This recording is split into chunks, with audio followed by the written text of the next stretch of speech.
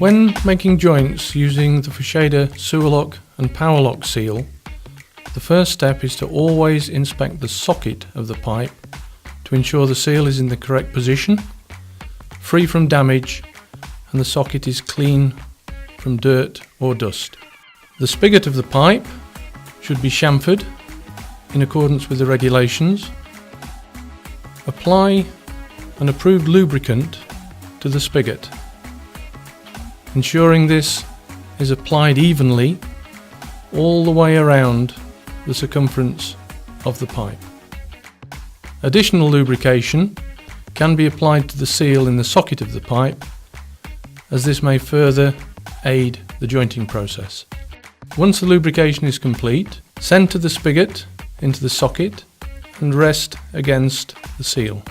Apply a steady force to push the spigot through the seal and fully home into the socket, and the jointing is complete.